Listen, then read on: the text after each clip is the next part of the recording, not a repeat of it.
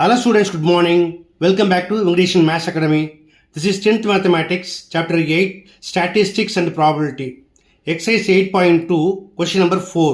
என்ன கேட்டிருக்காங்க? If n equal to 5, x bar equal to 6, sigma x square equal to 765, then calculate the coefficient of variation. பார்க்கலாமா? வாங்க வீடியோக்குள்ள போகலாம்.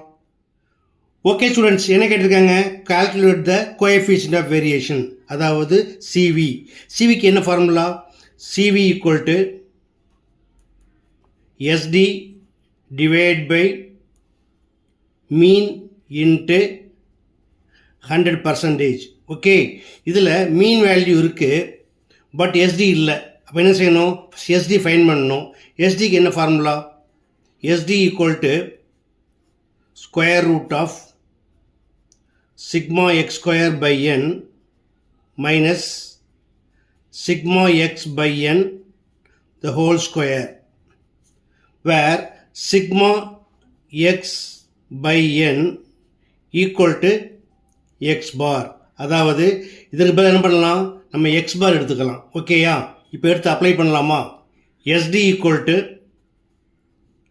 square root of sigma x square equal to 765 divided by n equal to 5 minus sigma x by n equal to x bar, it is 6 whole square equal to 765 5 all divide பண்ணிங்கன்னா 5 ones are 5 balance 2 26, 5 5s are 25, balance 1 15, 5 3s are 15, minus 6 square 36 equal to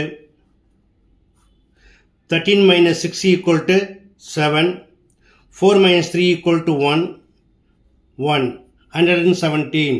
இதுக்கு square root என்ன? It is approximately 10.8166. Okay, SD equal to 10.8166, mean x bar equal to 6. Therefore, CV equal to SD 10.8166 divided by mean 6 into 100% equal to 100 multiply பண்ணிங்கன்னா 2 decimal தள்ளி புள்ளி வச்சுக்கோங்க. Okay, அதாவது 1081.66 divided by 6%.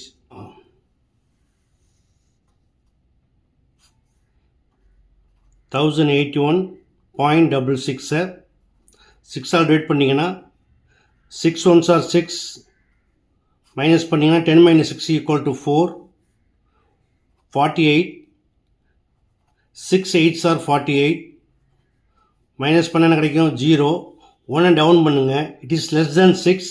முதல்ல இங்கே 0 போட்டுட்டு தென் இந்த புள்ளியை வச்சுட்டு இந்த 6 டவுன் பண்ணுங்க. 2 6 are 12, balance 4, 46, 6 7s are 42,